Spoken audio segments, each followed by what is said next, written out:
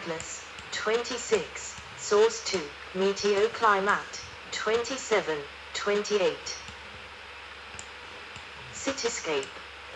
Skyline of downtown, the central business district of Iqaluit. Neighborhoods. Downtown, Central. Happy Valley, North. Lake Subdivision, North, residential area. Lower Base, South. Lower Iqaluit, Southeast. North 40, Northwest, located on the north side of the airport. Plateau Subdivision, Northwest, residential area. Road to Nowhere, North. Tundra Valley, West. Tundra Ridge, West, home to two of the city's schools and youth centra. West 40, Southwest, commercial area. View of Apex, a suburban neighborhood of Iqaluit. Suburbs. Apex, officially and functionally part of the city of Iqaluit, is a small community about 5 kilometers, 3.1 mi, southeast, 63 degree 4320 and 068 degree 2656 W, 29, from Iqaluit Center and is known in Inuktitut as Iqaluit. It is located on a small peninsula separating Kujes Inlet from Tar Inlet.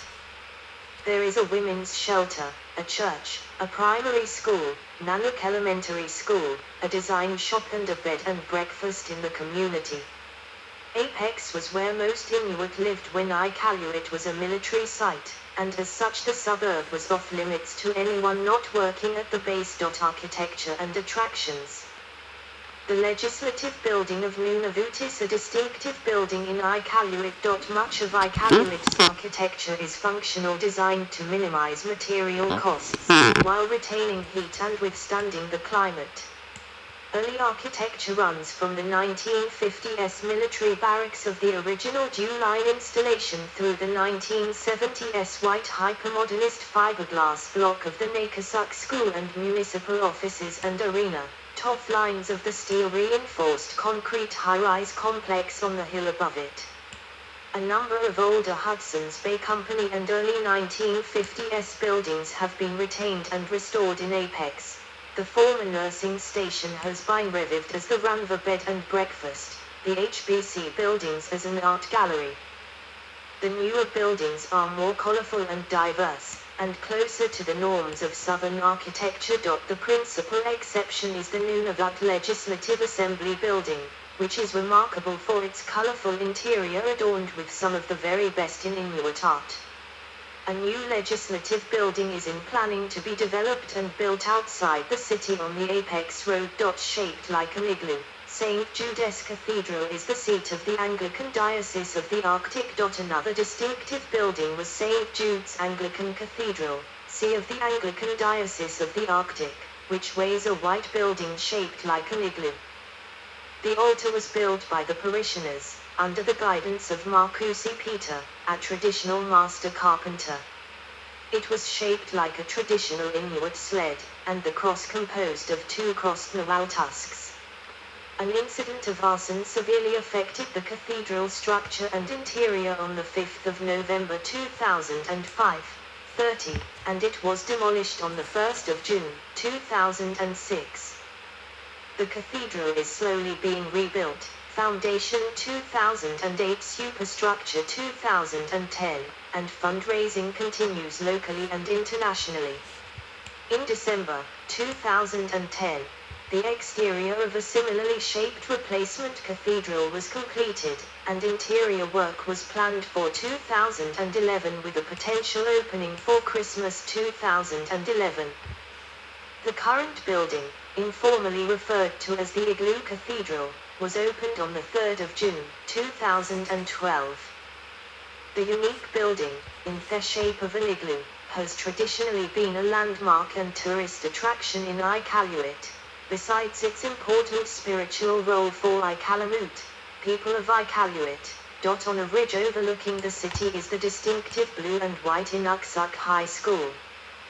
The school is made up of 4 square sections joined together that give a cloverleaf shape when viewed from the air. The city is also the location of the Nunavut Museum, which houses a large collection of Inuit and Arctic objects.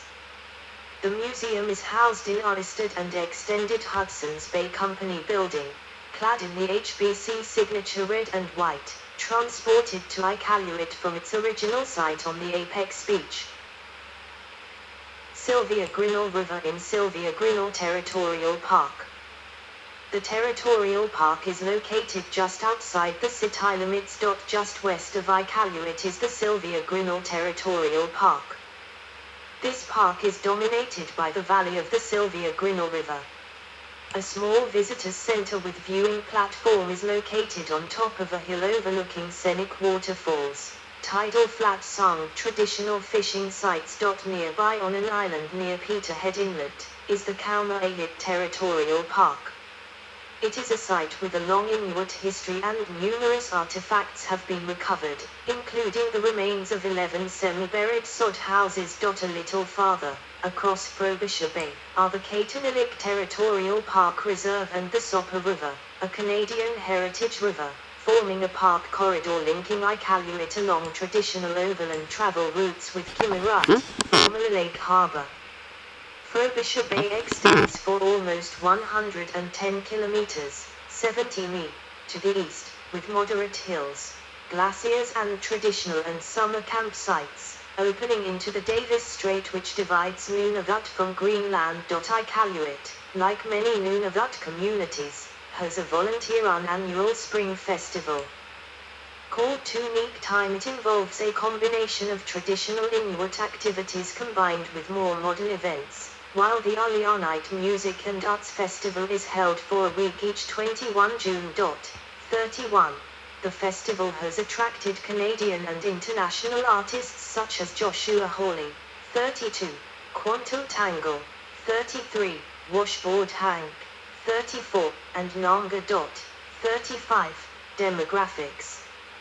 Federal Census Population History of Iqaluit Year Pop. Plus or minus percent 19712,0501976,2,320 plus 13.2% 19812,333 plus 0.6% 19862,947 plus 26.3% 19913,552 plus 20.5% 19964,220 plus 18.8% 20015,236 plus 24.1% 20066,184 plus 18.1% 20116,699 plus 8.3% 20167,740 plus 15.5% 20217,429.0% Source: Statistics Canada. 5, 36, 37, 38, 39, 40, 41, 42, 43, 44. In the 2021 Canadian census conducted by Statistics Canada, Iqaluit had a population of 7,429 living in 2,708 of its 3,297 total private dwellings, a change of -4% from its 2016 population of 7,740. With a land area of 51.58 km to 19.92 square mi, it had a population density of 144.04/km2 in 2021. 5. The median value of these dwellings is $376,639, quite a bit higher than the national median at $280,552. The average household has about 2.8 people living in it, and the average family has 1.4 children living at home with them. The median, after-tax, household income in Iqaluit is quite high, $98,921, almost double the national rate at $54,089. The median income for an individual in the city is also high, $60,688. 5.9% of people over 15 years old are either divorced or separated, which is quite a bit lower than the national rate at 8.6%. Also, 53.3% of the population is either married or living with a common law partner. Iqaluit has quite a young population. The median age of the population is more than 10 years younger than the national rate, 30.1 years old compared to 40.6 years old. Iqaluit has the most Inuit people in both numbers, 3,900, and percentages, 59.1%, of all Canadian cities with populations greater than 5,000. The racial makeup is sad smiley 45, 59.4% Indigenous, 1.4% First Nations, 1.2% Métis, 56.3% Inuit, 34.3% white, 3.0% black, 2.2% Southeast Asian, 2.0% Filipino, 0.9% East Asian, 0.7% Chinese, 0.2% Korean, 0.9% South Asian, 0.4% Arab, 0.3% Latin American, 0.2% multiracial, 16.2% with Inuit and non-Aboriginal mixed, 46. A stop sign in Iqaluit. The city features the two most spoken languages in the city, English and Inuktitut. Catholic Church. There is no majority mother tongue in Iqaluit, as 45.4% reported their mother tongue as being English, and 45.4% also reported their mother tongue as Inuktitut.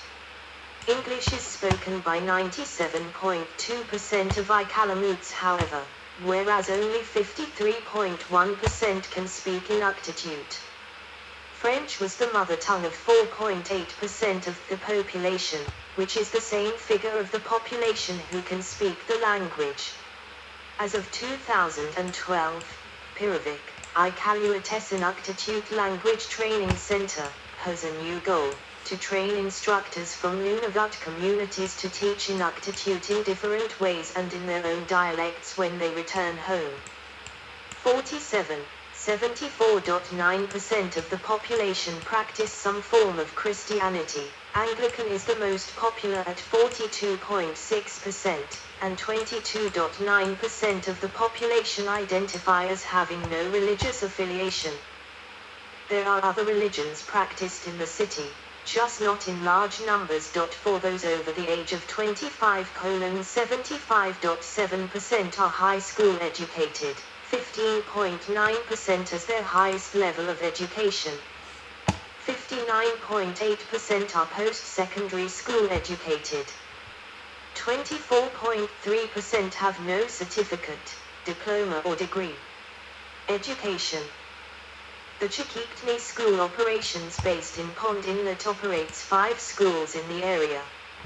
Nanook Elementary School located in Apex, Nakasuk School and Joni Ilinayevik School offer kindergarten to grade 5. Aksaniat Ilinayevik School offers grades 6 to 8 and Inuksuk High School offers grades 9 to 12. 48. The Commission Scolaire Francophone du Nunavut runs École des Trois Soleils and offers kindergarten to grade 8. 49. At the post-secondary level there are 2, Nunavut Arctic College, Nunata Campus, and a Iqaluit Law School. Infrastructure. Nakasuk School is one of 6 publicly funded schools in the city. Nunatas Unakutangit Museum Joni Ilinayevik School Emergency Services. Royal Canadian Mounted Police during a Canada Day parade in 1999. Policing is provided by the RCMPSV Division. Iqaluit Hospital Emergency Services, Fire and Ambulance, are provided by city from a single station on Nyakungasi Creek. 50. The emergency services fleet consists of 1 engine, 1 ladder, 2 staff vehicles, 3 ambulances. Iqaluit Airport Emergency Services is responsible for fire services at the airport. Following a fire at the airport in 1998, the government of Nunavut reopened the fire station at the airport. 51. Their fleet consists of Walt XE5500 ARFF, Oshkosh T3000 ARFF. Policing in Iqaluit, as with the rest of Nunavut, is contracted to the Royal Canadian Mounted Police, RCMP, V Division 52, and the city is home to the divisional headquarters. 53. Medical services. Chiquiptli General Hospital is the primary care facility in the city. There is also a family practice clinic providing primary care services by nurse practitioners. 2 dental clinics exist in the city. Sports facilities.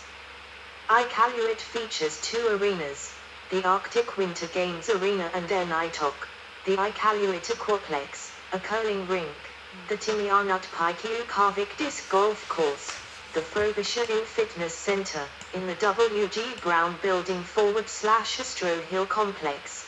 54, a golf course, outdoor basketball courts, soccer nets, seasonal outdoor ice rinks, a shooting range, skate park, and more. 55. Transportation. Iqaluit is the smallest Canadian capital in terms of population, and the only capital that is not connected to other settlements by a highway. Located on an island remote from the Canadian highway system, Iqaluit is generally only accessible by aircraft and, subject to ice conditions, by boat. Iqaluit Airport hosts a number of scheduled flights to Ottawa, Montreal, Rankin Inlet, Kuujjuaq, and smaller communities throughout Nunavut. Iqaluit Airport is a modern facility with a runway long enough for most modern jet aircraft. A new, larger passenger terminal building north of the old terminal was completed in 2018. Canadian North serves Iqaluit from Ottawa, Yellowknife, and several communities in Nunavut. Locally based airlines Air Nunavut, Canadian Helicopters, Nunavut Helicopters, and Iqaluit Aviation provide air charters, and Air Nunavut and Kiiwetinoong Air provide medevac /air ambulance service. Air Canada Jazz provided daily service to Iqaluit from Ottawa in 2010 and 2011, but cancelled service due to rising fuel costs, which prevented the route from being profitable. 56. 57. Iqaluit shared its runway with the Royal Canadian Air Force until the Canadian Forces stopped using Iqaluit as a Canadian NORAD region forward operating locations. The barracks and CF-188 hangars are maintained.